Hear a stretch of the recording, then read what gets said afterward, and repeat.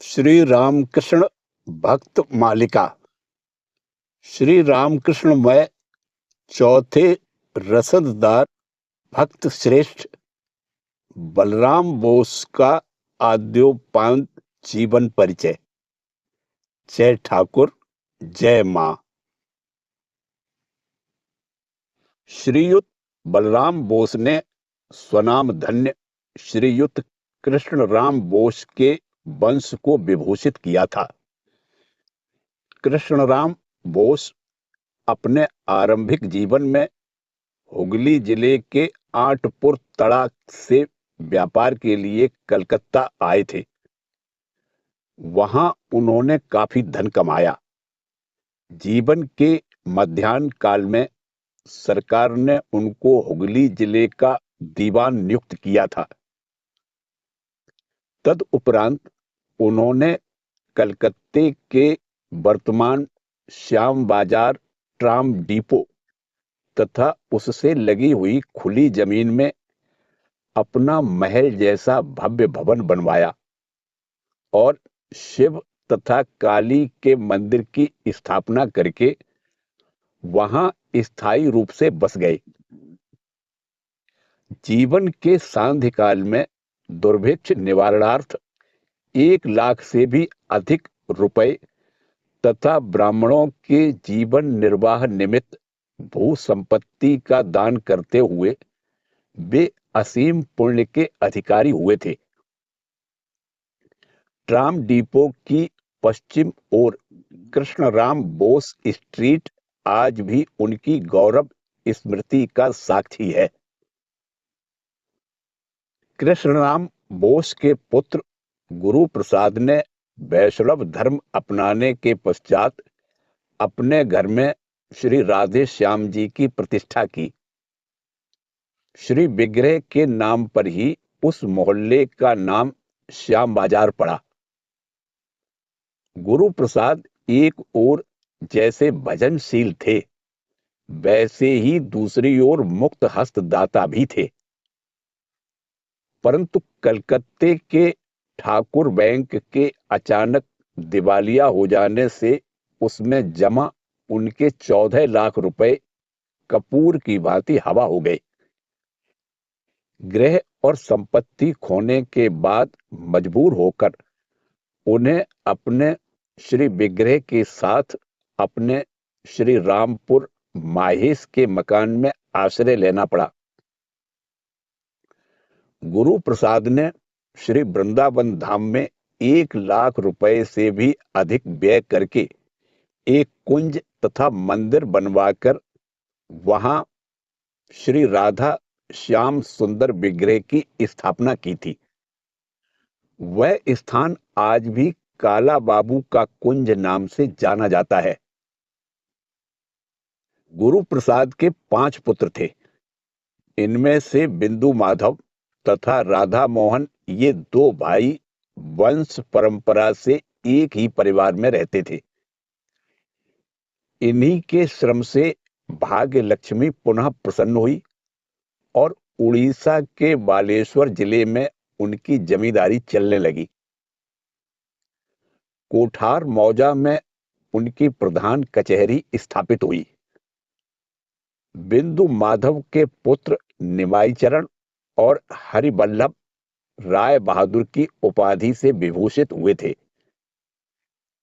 सबसे बड़े निमाईचरण संपत्ति की देखभाल करते थे। मझले हरिवल्लभ कटक में वकील थे तथा छोटे अच्युतानंद कलकत्ते में निवास करते थे। राधा मोहन सांसारिक कार्यों से अलग रहते हुए साधन भजन में रत हुए। वे अत्यंत निष्ठावान वैष्णव थे। वे प्रायः वृंदावन में काला बाबू के कुंज में अकेले रहते हुए दिन रात श्री राधा श्याम सुंदर जी की सेवा पूजा की व्यवस्था में लगे रहते थे। शेष समय में वे श्री चैतन्य चरितामृत आदि ग्रंथ पढ़ते या वैसे ही किसी ग्रंथ की प्रतिलिपि तैयार करते। कभी कभी वे वैष्णव भक्तों को आमंत्रित करके भोजन कराते। कोठार निवास काल में भी उनका जीवन ऐसे ही बीतता। कुल प्रथा के अनुसार वे मंदिर के आंगन में खड़े होकर जप करते तथा जप के बाद उसी आंगन में ध्यान करने बैठते। राधा मोहन के 3 पुत्र जगन्नाथ, बलराम और साधु प्रसाद तथा 2 कन्याएं विष्णु प्रिया और हेमलता थी। बलराम का जन्म 1842 ईस्वी दिसंबर में हुआ था। वैष्णव कुलोद्भूत बलराम स्वयं भी परम वैष्णव थे। ठाकुर से परिचय होने के पहले से ही वे प्रातः काल 4-5 घंटे पूजा में बिताते थे। अहिंसा धर्म का पालन करने में वे इतने सतर्क रहते थे कि कीट पतंगादि को भी कभी किसी कारण कष्ट नहीं पहुंचाते थे। जमींदारी आदि की व्यवस्था में प्रायः निर्ममता पूर्वक झगड़ा झंझट किए बिना काम नहीं चलता। यह देखकर उन्होंने अपनी विषय संपत्ति का भार निमाई बाबू के हाथों में सौंप दिया था तथा उनसे प्रतिमास आय के रूप में जो कुछ मिलता वह प्रायः अपर्याप्त होने पर भी उसी में वे किसी प्रकार अपनी गुजर बसर कर लेते थे। उनका स्वास्थ्य भी ऐसे कार्यों के अनुकूल नहीं था। युवावस्था में एक बार अजीर्ण रोग से उनका स्वास्थ्य इतना बिगड़ गया था कि लगातार 12 वर्ष तक उन्हें भोजन का त्याग करके केवल जौ के मांड और दूध पर ही जीवन यापन करना पड़ा था। स्वास्थ्य सुधार के लिए उन दिनों उन्हें पुरी धाम में काफी समय तक निवास करना पड़ा था। इस अवधि में उनके दिन नित्य भगवान के दर्शन, पूजन, जप, भागवत आदि के श्रवण में तथा साधु संग में ही बीतते थे और इस प्रकार उन दिनों उन्हें वैष्णव संप्रदाय की भली बुरी सारी बातों से परिचित होने का विशेष सुयोग मिला था। अपनी प्रथम कन्या के विवाह के निमित्त बलराम को कुछ सप्ताह के लिए कलकत्ता आना पड़ा था। इसके अतिरिक्त उनके पुरी धाम के 11 वर्ष के निवास काल में और कोई व्यवधान नहीं आया था। इस घटना के कुछ समय बाद ही उनके भाई हरिवल्लभ बोस ने कलकत्ते के रमाकांत बोस स्ट्रीट का 57 नंबर का मकान खरीद लिया और साधु संतों से घनिष्ठ संपर्क रखने के फलस्वरूप कहीं बलराम भी संसार त्यागी न हो जाएं, इस भय से उनके पिता तथा भाइयों ने गुप्त रूप से सलाह करके उनसे उस मकान में निवास करने का अनुरोध किया। साधुओं के पुण्य संग तथा जगन्नाथ जी के नित्य दर्शन से वंचित हो जाने से बलराम दुखी मन से कलकत्ता आकर रहने लगे। शायद पहले तो उन्होंने सोचा था कि वहां थोड़े दिन किसी प्रकार बिताकर वे पुनः पुरी धाम लौट जाएंगे, परंतु ठाकुर का दर्शन पाने के पश्चात उन्होंने उस संकल्प को त्याग दिया और ठाकुर का सानिध्य पाने के लिए कलकत्ते में ही त्यागी रूप से रहने की व्यवस्था कर ली। बलराम बोस के प्रथम बार दक्षिणेश्वर आगमन के बारे में गुरुदास बर्मन प्रणीत श्री रामकृष्ण चरित तथा अक्षय कुमार सेन प्रणीत श्री रामकृष्ण पुंथी में प्राप्त विवरण तथा उपरोक्त विवरण में थोड़ा पार्थक्य है, फिर भी हम उसे भी लिपिबद्ध करेंगे। बलराम को सर्वप्रथम केशव चंद्र सेन के समाचार पत्र से ही पता चला कि दक्षिणेश्वर में एक ऐसे महात्मा निवास करते हैं जिन्हें मुहुर्मुहु समाधि हुआ करती है तथा जिनकी वाणी पर कलकत्ते का शिक्षित वर्ग मुग्ध है। बोस परिवार के पुरोहित वंशीय एक ब्राह्मण उन दिनों कलकत्ते में निवास कर रहे थे, जिनका नाम था रामदयाल। श्री रामकृष्ण देव का साक्षात परिचय पाकर धन्य एवं कृतकृत्य होकर इन ब्राह्मण ने बलराम को इसका विशेष विवरण लिख भेजा। इसके फलस्वरूप उनके दर्शन की अभिलाषा से बलराम उड़ीसा से तुरंत ही कलकत्ता आ पहुंचे। अगले दिन जब वे दक्षिणेश्वर पहुंचे तो मुरमुरा खाने का निमंत्रण पाकर केशव चंद्र भी अपने दल के साथ वहां आए हुए थे। यथा समय मुरमुरा खाने के लिए सब लोग मंदिर प्रांगण में चले गए। तब बलराम को अकेले पाकर ठाकुर ने स्नेहपूर्ण स्वर में पूछा, तुम्हें क्या कहना है, बताओ। बलराम ने पूछा, महाराज, भगवान हैं क्या? उत्तर में ठाकुर बोले, वे हैं, केवल इतना ही नहीं, अपना मानकर पुकारने पर वे दर्शन भी दिया करते हैं। अपने बाल बच्चों के प्रति जैसी ममत्व बुद्धि होती है, वैसी ही भावना के साथ उन्हें भी पुकारना चाहिए। बलराम को इसमें नवीन आलोक मिला, क्योंकि आजीवन जप ध्यान आदि में डूबे रहने पर भी अब तक उन्होंने भगवान को इस तरह से नहीं पुकारा था। ठाकुर की मधुर वाणी पर मुग्ध होकर बलराम उन्हीं विचारों में मग्न बने घर लौटे। किसी तरह रात बिताकर दूसरे दिन प्रातःकाल वे पुनः पैदल ही दक्षिणेश्वर चल दिए। उसी दिन ठाकुर ने उनका पूरा परिचय पूछा और यह देखकर कि ये संभ्रांत घराने में जन्म लेकर भी धर्म लाभ के निमित्त इतना लंबा रास्ता पैदल ही तय करके आए हैं, अत्यंत आत्मीयता पूर्वक कहा, अजी, मां ने कहा है कि तुम अपने आदमी हो, तुम मां के रसददारों में से एक हो, तुम्हारे घर में यहां का बहुत कुछ जमा है, कुछ खरीद कर भेज देना। बलराम को भी ठाकुर का अधिक घनिष्ठ परिचय मिला। उनकी चरण धूलि लेकर घर लौटते समय उन्होंने निश्चय किया कि जो कुछ भेजना होगा वह स्वयं ही देखभाल कर खरीदेंगे।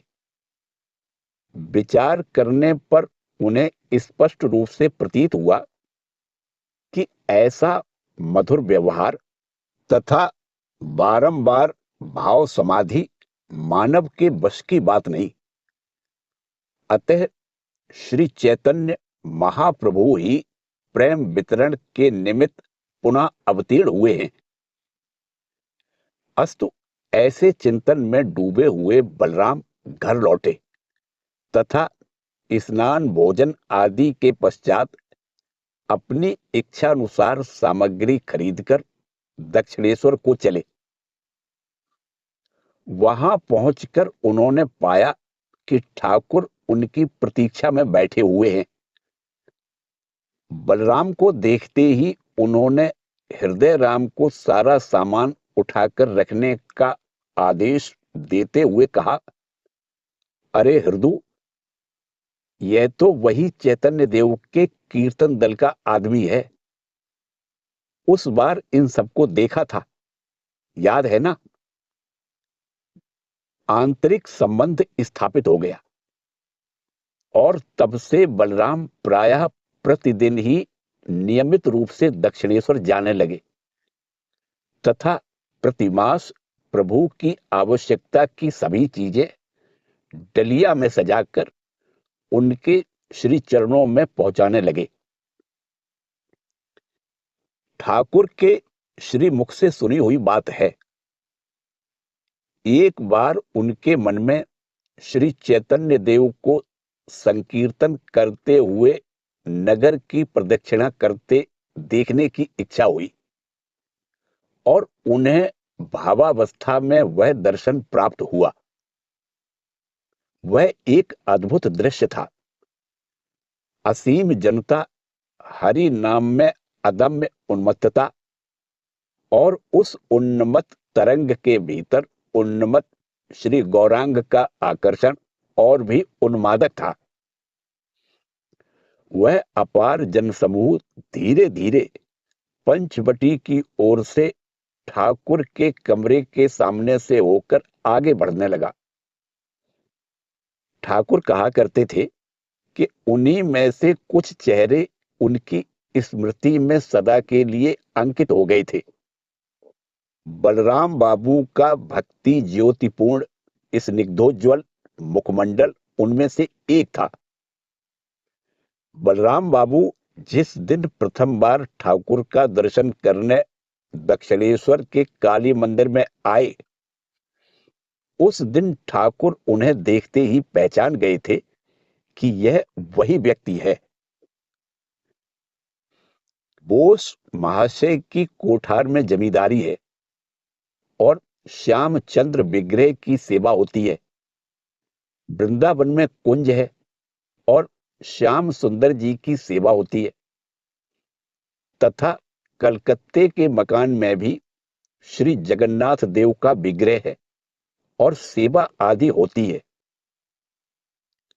ठाकुर कहा करते थे, बलराम का अन्न शुद्ध है, उसके यहां वंश परंपरा से देव सेवा तथा अतिथि फकीरों की सेवा होती है। उसका पिता सब त्याग कर वृंदावन में बैठकर हरि नाम ले रहा है। उसका अन्न मैं खूब खा सकता हूं, मुंह में डालते ही मानो अपने आप गले से उतर जाता है। सचमुच ही ठाकुर को अपने इतने भक्तों में से एकमात्र बलराम का ही अन्न विशेष आनंद के साथ ग्रहण करते देखा है। जिस दिन ठाकुर प्रातःकाल कलकत्ता आते, उस दिन उनका दोपहर का भोजन बलराम के घर पर ही हुआ करता था। ब्राह्मण भक्तों के अतिरिक्त अन्य किसी के घर उन्होंने कभी अन्न ग्रहण किया है या नहीं, इसमें संदेह है। पर हां, नारायण या अन्य किसी विग्रह आदि का प्रसाद होने पर अलग बात थी। साधना काल में एक बार ठाकुर ने जगदम्बा से प्रार्थना की थी, मां, मुझे शुष्क साधु न बनाना, रस में डुबो कर रखना। जगदम्बा ने उन्हें दिखा दिया था कि उनकी खाद्य आदि रसद जुटाने के निमित्त 4 रसददार भेजे गए हैं। बलराम बाबू को ठाकुर ने कभी अपने रसददार के रूप में संकेत किया हो, ऐसा तो स्मरण नहीं आता, परंतु उनका जिस प्रकार का सेवाधिकार हमें देखने को मिला है, वह अद्भुत प्रतीत होता है और वह मथुर बाबू के अतिरिक्त अन्य रसददारों की सेवा से कुछ भी कम नहीं है। बलराम बाबू जिस दिन दक्षिणेश्वर गए, उस दिन से लेकर ठाकुर के लीला संवरण के दिन तक ठाकुर के अपने भोजन के लिए जिस किसी भी वस्तु की आवश्यकता होती, चावल, मिश्री, सूजी, साबूदाना, बार्ली, टेपियोका आदि, प्रायः वह सब कुछ वे ही जुटाया करते थे। प्रथम रसददार मथुरानाथ श्री रामकृष्ण देव के कलकत्ते में प्रथम आगमन से लेकर उनकी साधनावस्था समाप्त होने के कुछ समय बाद तक 14 वर्ष उनकी सेवा में नियुक्त थे।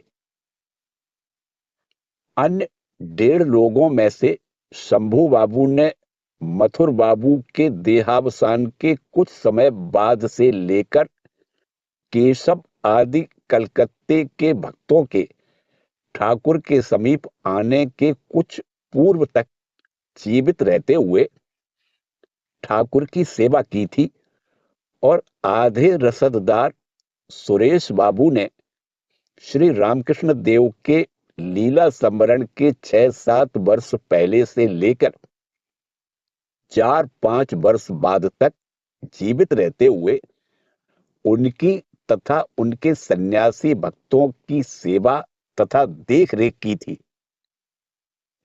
अब प्रश्न हो सकता है, क्या हमारे पूर्वोक्त बलराम बाबू तथा वे अमेरिकी महिला श्रीमती सारा सी बुल, जिन्होंने स्वामी विवेकानंद की बेलूड़ मठ की स्थापना में विशेष सहायता की थी, ये ही 1.5 व्यक्ति हैं? श्री रामकृष्ण देव और विवेकानंद स्वामी जी की अनुपस्थिति में अब इस बात की मीमांसा कौन करे? दक्षिणेश्वर आने के बाद से ही बलराम बाबू प्रतिवर्ष रथोत्सव के समय ठाकुर को घर लाया करते थे।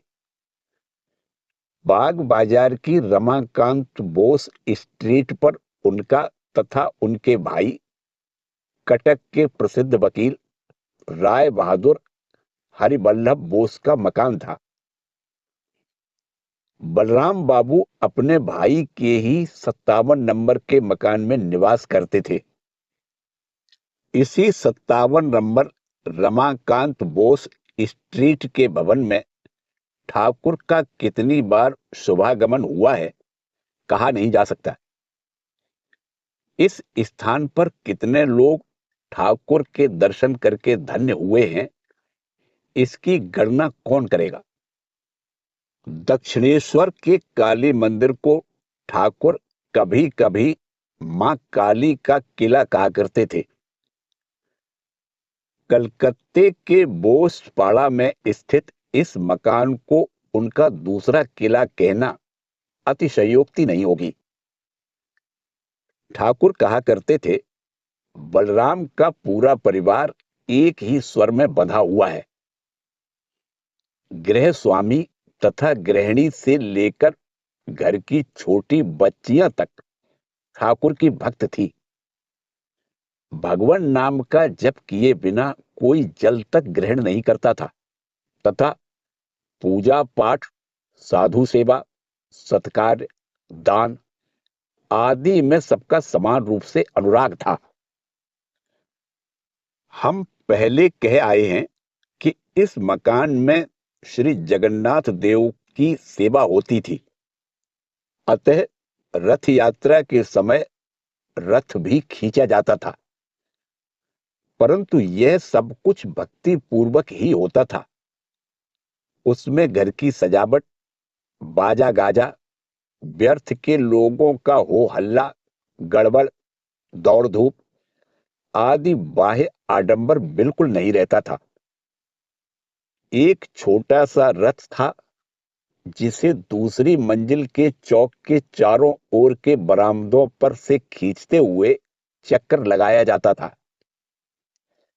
कीर्तन करने वालों का एक दल बुलाया जाता, जो उसके साथ साथ कीर्तन करते हुए चलता। अपने भक्तों के साथ ठाकुर भी उसमें योग देते हुए चलते थे। इसी प्रकार कुछ घंटे तक कीर्तन चलने के पश्चात श्री जगन्नाथ जी को भोग निवेदित किया जाता। फिर ठाकुर के प्रसाद ग्रहण कर लेने पर सब भक्तगण प्रसाद पाते थे। तद उपरांत काफी रात गए यह आनंद की हाट भंग होती और 2-4 भक्तों को छोड़कर अन्य सभी लोग अपने अपने घर लौट जाते। परिचय की प्रथम अवस्था में एक दिन श्री रामकृष्ण देव और बलराम के मिलन का जो चित्र वचनामृतकार ने अंकित किया है वह जैसा चित्ताकर्षक है, बलराम का आचरण भी वैसा ही मनमोहक है। इसी एक घटना में बलराम के चरित्र का अनुपम विनय भाव स्पष्टता प्रकट होता है। 1882 ईस्वी अगस्त का महीना था। विद्यासागर के मकान में काफी समय तक भगवत चर्चा करने के पश्चात श्री रामकृष्ण देव दक्षिणेश्वर जाने के लिए भक्तों के साथ सीढ़ी से नीचे उतर रहे हैं। एक भक्त उनका हाथ पकड़े हुए है। विद्यासागर स्वजन बंधुओं के साथ आगे आगे जा रहे हैं, हाथ में बत्ती लिए रास्ता दिखाते हुए। श्रावण कृष्ण पक्ष की षष्ठी है। अभी चंद्रोदय नहीं हुआ है। अंधेरे से घिरे उद्यान में से बत्ती के मंद प्रकाश के सहारे किसी प्रकार लोग फाटक की ओर आ रहे हैं। फाटक के पास पहुंचकर सबकी दृष्टि एक सुंदर दृश्य पर जा पड़ी। सामने बंगालियों की सी पोशाक पहने एक गोरे दाढ़ी युक्त व्यक्ति खड़े थे, जिनकी आयु कोई 36-37 वर्ष की रही होगी। सिर पर सिखों के समान पगड़ी थी। उस व्यक्ति ने श्री रामकृष्ण देव का दर्शन करते ही पगड़ी सहित भूमिष्ठ हो प्रणाम किया। उनके उठने पर ठाकुर बोले, बलराम तुम हो इतनी रात को? बलराम हंसकर बोले, मैं बड़ी देर का आया हूं, यहीं खड़ा था। श्री रामकृष्ण देव बोले, भीतर क्यों नहीं आए? बलराम बोले, जी लोग आपका वार्तालाप सुन रहे थे, बीच में पहुंचकर क्यों शांति भंग करूं, यही सोचकर नहीं गया। यह कहकर बलराम हंसने लगे। तदुपरांत ठाकुर ने मधुरता पूर्वक अपने इस निरभिमान अनुगत भक्त को विदा किया और गाड़ी में बैठकर दक्षिणेश्वर को चले। इसके पश्चात 1882 ईस्वी 24 अक्टूबर को दक्षिणेश्वर में श्री रामकृष्ण देव के कमरे में बलराम के साथ हमारी पुनः एक बार भेंट होती है। यद्यपि उस दिन वचनामृतकार ने लिखा है, बलराम अभी नए नए आने लगे हैं, तो भी स्मरण रखना होगा कि वास्तव में उनका आना जाना उसी वर्ष के आरंभ या पिछले वर्ष के अंत में शुरू हो चुका था। इसका वचनामृत में ही उल्लेख है। परंतु अपने विनय नम्र स्वभाव के कारण काफी समय तक आवागमन करने पर भी वे आम लोगों की दृष्टि से परे ही रहा करते थे। वस्तुतः 11 मार्च 1882 ईस्वी के दिन ठाकुर को बलराम भवन में आनंदोत्सव मनाते देखकर उसी बात का समर्थन मिलता है और उसी दिन बलराम के आत्मगोपन का भी परिचय मिलता है। उस दिन वचनामृतकार लिखते हैं, अब भक्तगण बरामदे में बैठे प्रसाद पा रहे हैं। बलराम दासवत खड़े हैं। देखने में समझ में नहीं आता कि वे इस मकान के मालिक हैं। ठाकुर के पुण्य दर्शन पाकर बलराम का मन विविध रूप से परिवर्तित होकर आध्यात्म पथ पर तीव्र गति से अग्रसर हो रहा था। अल्प समय में ही बाह्य पूजा आदि वैधि भक्ति की सीमा को पार करते हुए वे ईश्वर पर पूर्ण निर्भर तथा सद सद विचार संपन्न होकर संसार में निवास करने में समर्थ हुए थे। पत्नी, पुत्र, धन, जन आदि सब कुछ उनके श्री चरणों में निवेदित करके दास के समान संसार में रहते हुए उनकी आज्ञा का पालन तथा जितना भी हो सके ठाकुर के पुनीत संग में काल यापन ही धीरे धीरे बलराम का जीवन उद्देश्य हो चला था। ठाकुर की कृपा से बलराम स्वयं शांति पाकर ही निश्चिंत नहीं हो पाते थे, वरन वे अवसर ढूंढकर ऐसी भी सुविधा कर देते थे जिससे उनके अपने सगे संबंधी तथा मित्र बांधव आदि सभी ठाकुर के निकट आकर यथार्थ सुख का आस्वादन करके परितृप्त हों। इस प्रकार बलराम के प्रयास से बहुत से लोग ठाकुर के पाद पद्मों में आश्रय पाकर धन्य हुए थे। बाह्य पूजा के समान ही कुछ समय बाद अहिंसा धर्म के पालन के बारे में भी बलराम का मत परिवर्तित हुआ था। इसके पहले दूसरे समय की बात तो दूर रही, उपासना के समय भी मच्छरों आदि द्वारा तंग किए जाने पर वे उन पर आघात नहीं कर पाते थे। सोचते कि इससे महा अधर्म होगा।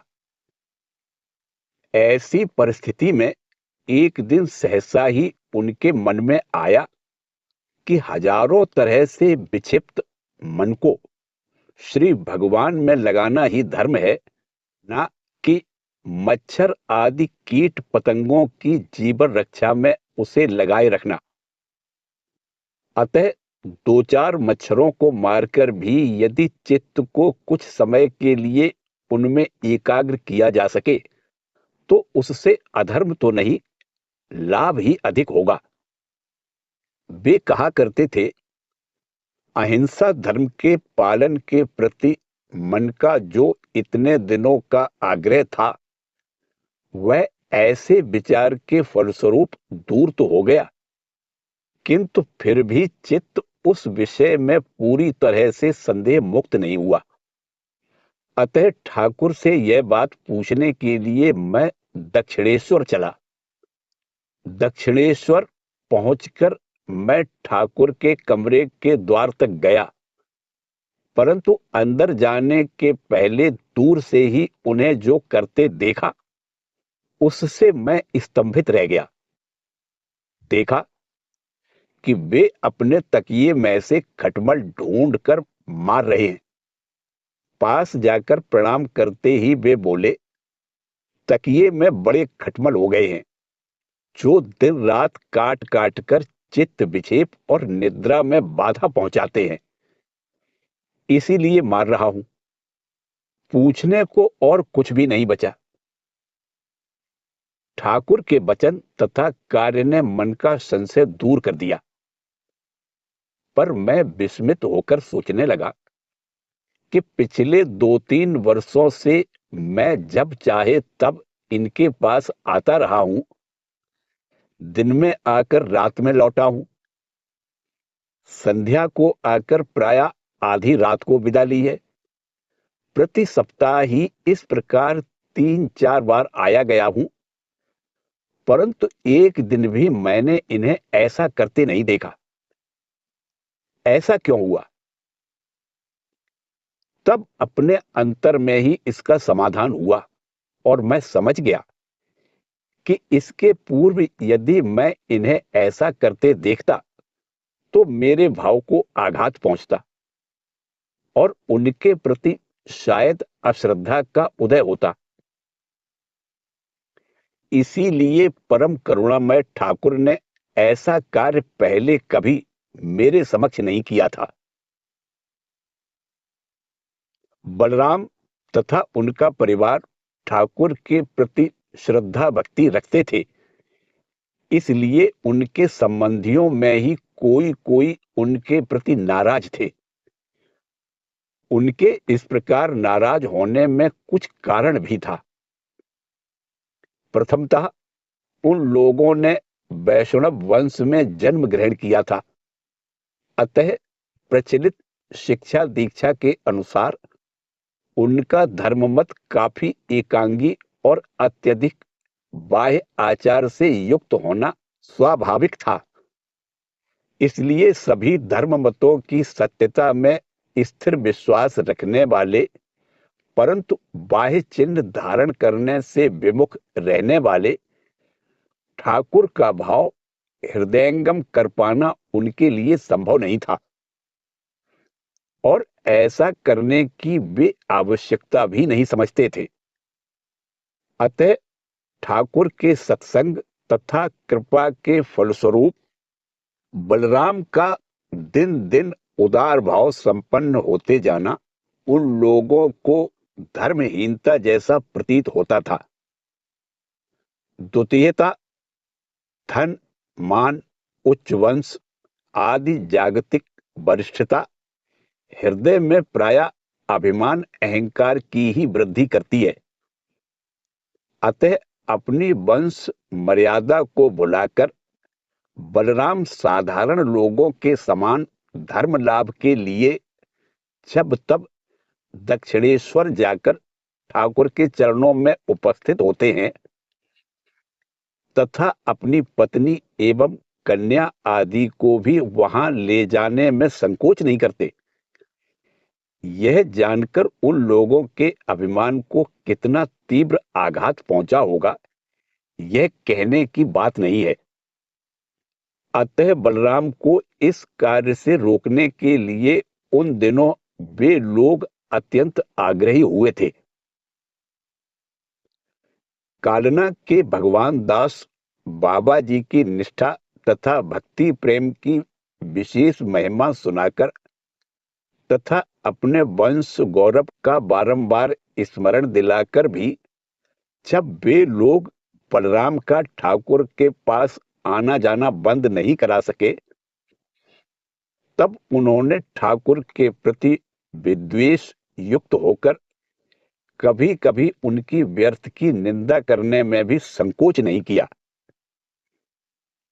किंतु जब इसका भी कोई फल निकलते नहीं दिखा तो अंत में वे लोग ठाकुर और बलराम के बारे में बहुत सी विकृत आलोचनाओं से उनके दो चचेरे भाई निमाई चरण और हरिवल्लभ बोस के कान भरने लगे। अतः कहीं हरिवल्लभ बाबू उन्हें वह मकान खाली कर देने को न कहें अथवा कहीं निमाई बाबू उन्हें संपत्ति आदि की व्यवस्था के लिए कोठार में बुलाकर ठाकुर के पुण्य संग से वंचित न कर दें, इस भय से इन दिनों बलराम बाबू का हृदय कभी कभी बड़ा व्याकुल हो जाता था। सगे संबंधियों की गुप्त प्रेरणा से उनके दोनों भाइयों ने उन्हें पत्र लिखकर बताया कि वे उनके प्रति असंतुष्ट हुए हैं। फिर शीघ्र ही उन्हें यह संवाद भी मिला कि हरिवल्लभ बाबू किसी महत्वपूर्ण विषय पर उनके साथ सलाह परामर्श के लिए शीघ्र ही कलकत्ता आकर कुछ दिन उनके साथ निवास करेंगे। कोई गलत कार्य तो उन्होंने किया नहीं था। अतः काफी सोच विचार कर उन्होंने निश्चय किया कि उनके भाई लोग यदि दूसरों की बात पर विश्वास करके उन्हें दोषी ठहराएं तो भी ठाकुर की बीमारी के समय वे उन्हें छोड़कर अन्यत्र नहीं जाएंगे। इसी बीच 1885 ईस्वी के अंत में हरिवल्लभ बाबू कलकत्ता आ पहुंचे। भाई को उनके साथ रहने में कोई असुविधा या कष्ट न हो, ऐसी सब प्रकार की अच्छी व्यवस्था बलराम बाबू ने की। तत्पश्चात वे अपने दृढ़ संकल्प को स्थिर रखते हुए निश्चिंत रहने लगे तथा पहले के ही समान खुले तौर पर प्रतिदिन ठाकुर के पास आवागमन करने लगे। हरिवल्लभ बाबू जिस दिन कलकत्ता आए, उस दिन बलराम के आते ही उनका चेहरा देखकर ठाकुर समझ गए कि उनके मन में कोई संघर्ष चल रहा है। तद उपरांत हरिवल्लभ के आने की बात सुनकर वे बोले, वह कैसा आदमी है, उसे एक दिन यहां ला सकोगे? बलराम ने बताया कि हरिवल्लभ बाबू बड़े अच्छे हैं, पर कान के थोड़े कच्चे हैं। दूसरों की बातें सुनकर ही उन्होंने बलराम के बारे में पता नहीं क्या धारणा बना ली है। अतः उनके कहने पर संभव है वे न आए। तब ठाकुर ने गिरीश चंद्र की सहायता ली। हरिवल्लभ बाबू गिरीश के लंगोटिया यार थे। अगले दिन तीसरे पहर हरिवल्लभ गिरीश के साथ ठाकुर के पास आए। ठाकुर ने उनका अत्यंत सगे के समान स्वागत किया तथा मधुर व्यवहार द्वारा उन्हें संतुष्ट किया। उस दिन ईश्वरीय चर्चा के बाद मधुर भजन हुआ, जिसे सुनकर ठाकुर को समाधि हुई तथा उपस्थित युवकों में भी दो चार को भावांतर हुआ। इतना ही नहीं, अन्यथा धारणा लेकर आने पर भी ठाकुर की उस मर्म स्पर्शी वाणी को सुनकर तथा उनके दिव्य भाव से दीप्त मुखमंडल को देखकर हरिवल्लभ का हृदय विह्वल हो उठा और उनके नेत्र से अश्रु बहने लगे। वे सारे संदेहों से मुक्त हो गए।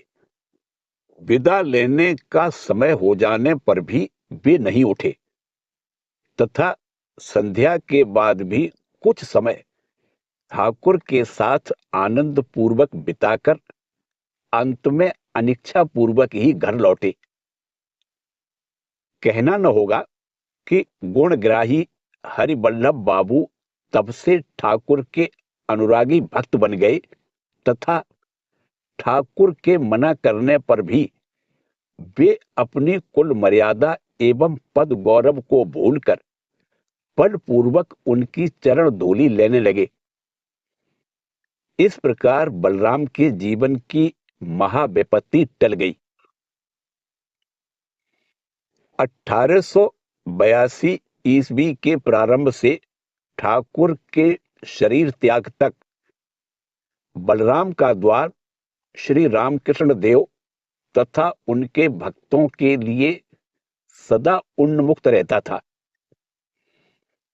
ठाकुर स्वच्छंद भाव से अपने इस किले में जाया करते थे और उनके आने का संवाद पाकर भक्तगण भी वहां आ जुटते थे, जिससे वह मकान आनंद से पूर्ण हो उठता था। 1885 ईस्वी में रथ यात्रा के अवसर पर वहां आकर ठाकुर ने एक दिन से अधिक निवास किया था।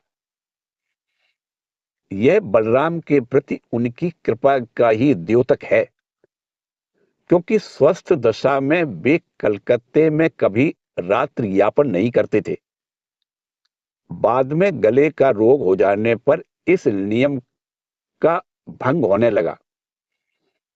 उस समय भी ध्यान देने योग्य बात यह है कि डॉक्टर की सलाह पर जब भक्तगण ठाकुर को कलकत्ते में रखकर चिकित्सा कराने के निमित्त बाग बाजार में दुर्गाचरण मुखर्जी स्ट्रीट पर एक छोटा सा मकान किराए पर लेकर उन्हें वहां ले आए, तो गंगा तट पर काली मंदिर के खुले उद्यान की मुक्त वायु में रहने के अभ्यस्त ठाकुर उस छोटे से मकान में प्रवेश करते ही बोले कि वे उसमें नहीं रहेंगे और पैदल ही भक्त प्रवर बलराम बोस के मकान में चले आए।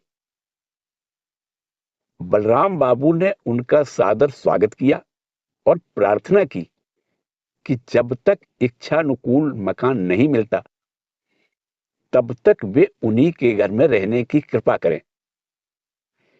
इस प्रकार उस अवसर पर ठाकुर ने आनंद पूर्वक लगभग 1 सप्ताह उस मकान में निवास किया था।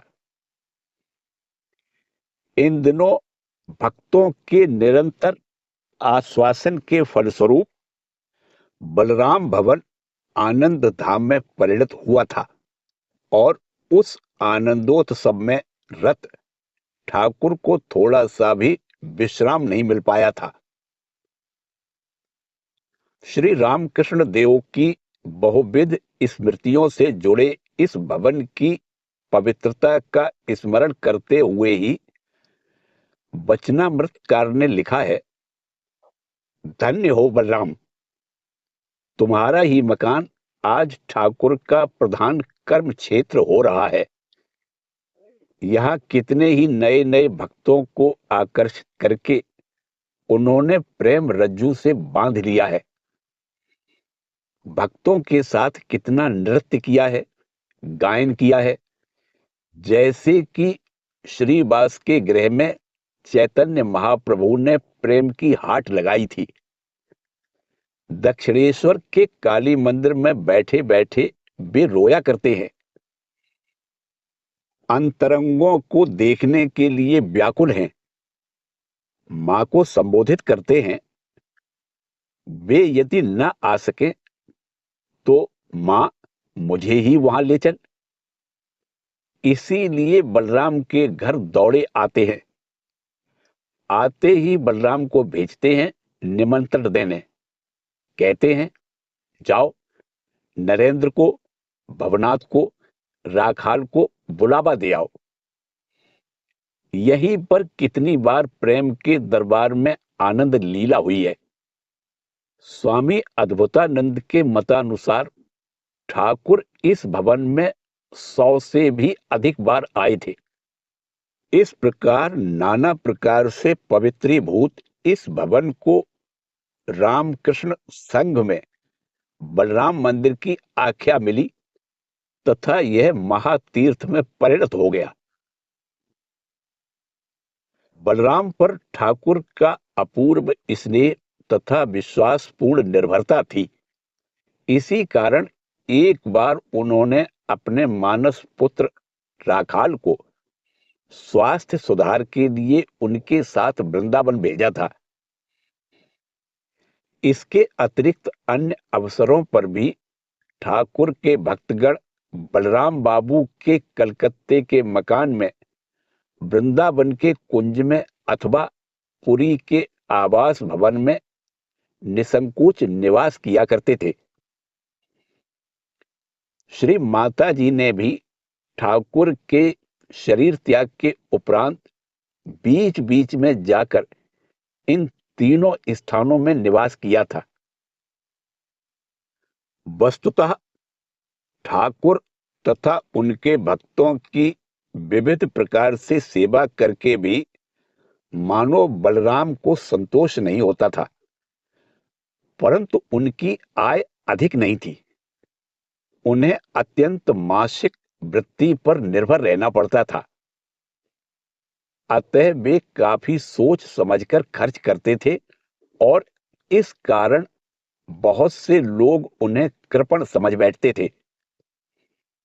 श्री रामकृष्ण देव इस बात से अवगत थे और इससे भी अधिक वे इस भक्त के अनुरागपूर्ण हृदय से परिचित थे।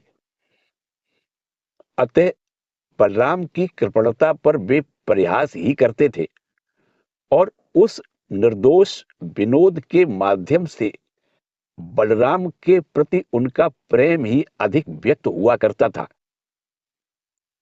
यह मानो अपने किसी प्रिय पात्र के दोष गुणों को लेकर आमोद करना था। यहां पर एक दृष्टांत दिया जा सकता है। एक दिन 14 जुलाई 1885 ईस्वी को बलराम मंदिर में नरेंद्र ने जब श्री रामकृष्ण देव से भजन गाने का आदेश पाकर कहा, वाद्य नहीं है, ऐसे ही। तब श्री रामकृष्ण देव बोले, हमारी तो बेटा जैसी अवस्था है, ऐसे ही हो सके तो गाओ। उस पर भी बलराम की व्यवस्था है। बलराम कहता है, आप नाव से आइएगा, बिल्कुल ही न हो सके तो फिर गाड़ी करके आइएगा। दावत दी है तो आज शाम नचा लेगा। ये सब बातें सुनकर सभी भक्त हंसने लगे। ठाकुर ने कहना जारी रखा, तत्पश्चात राम ढोल बजाएगा और हम लोग नाचेंगे। राम को भी ताल का बोध नहीं है। बलराम का भाव है, आप लोग नाचें, गाएं, आनंद बनाएं। बलराम के इस आपात प्रतीयमान कृपणता का और भी एक पक्ष था। वे स्वयं कष्ट में रहकर भी साधु सेवा के लिए धन बचाया करते थे। इसीलिए लाटू महाराज ने एक बार जब उन्हें छोटे से बिस्तर पर सोते देखकर बड़े बिस्तर का उपयोग करने की सलाह दी, तो उन्होंने कहा, मिट्टी की देह तो मिट्टी में ही मिल जाएगी, पर बिस्तर का पैसा तो साधु सेवा में लगेगा। धीरे धीरे बलराम के कई सगे संबंधी ठाकुर के पास आए थे।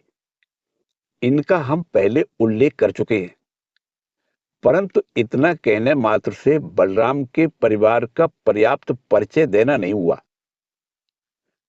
बलराम के अनेक संबंधी केवल भक्त ही नहीं, ठाकुर के अत्यंत घनिष्ठ पार्षदों में से थे। बलराम के साले श्रीयुत बाबू राम ही हमारे सुपरिचित स्वामी प्रेमानंद हैं, जो ईश्वर कोटि में आते हैं। बलराम की सहधर्मिणी कृष्ण भाविनी के बारे में श्री रामकृष्ण देव ने एक बार कहा था कि वे श्रीमती राधा रानी की अष्ट सखियों में प्रमुख हैं। उन्हीं के प्रयत्नों से बलराम मंदिर में सपार्षद श्री रामकृष्ण देव की सेवा आदि की सुव्यवस्था हुआ करती थी। बलराम बाबू के भाई हरिवल्लभ बाबू से आप पहले ही परिचित हो चुके हैं। पिता राधा मोहन बोस भी अनेकों बार श्री रामकृष्ण देव के दर्शन पाकर धन्य हुए थे। श्री रामकृष्ण देव की कृपा पाकर मुग्ध हुए बलराम ने अपने धर्म प्राण पिता को इस अमृतपान से वंचित रखना अनुचित समझकर उन्हें वृंदावन से बुला लिया था। वृद्ध बोस महाशय ने भी इस सुयोग का अच्छा सदुपयोग किया था।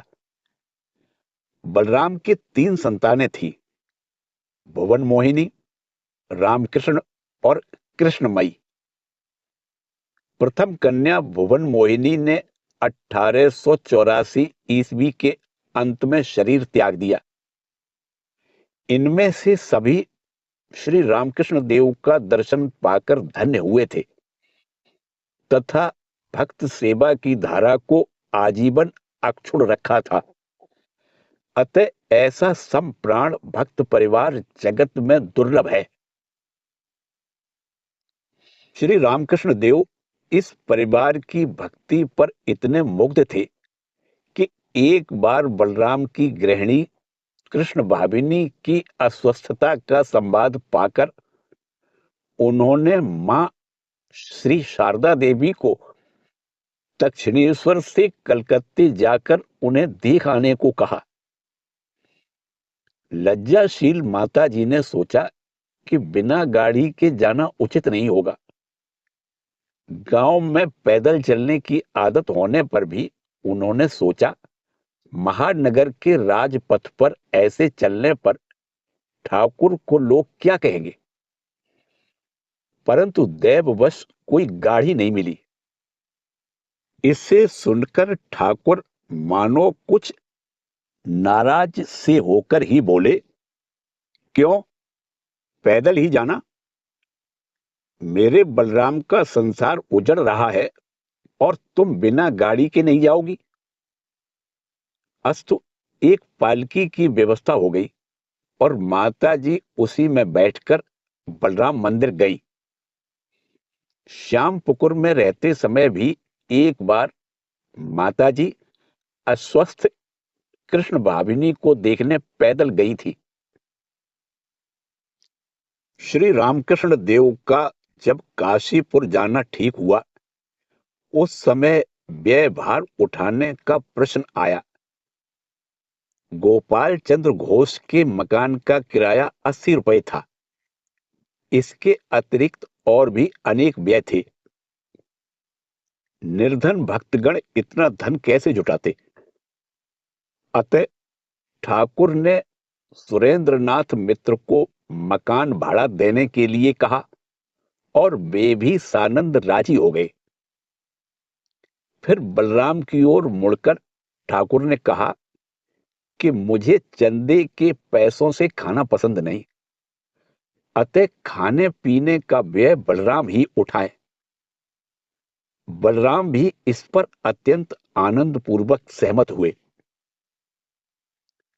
ठाकुर के लीला संवरण के पश्चात ठाकुर के त्यागी संतानगण कई विषयों में बलराम पर निर्भर रहते थे। चिकित्सा आदि के निमित्त अथवा अन्य कारणों से त्यागी युवकगण प्रायः ही उनके भवन में निवास किया करते थे। वस्तुतः सभी विषयों में वे मठ के यथार्थ मित्र थे।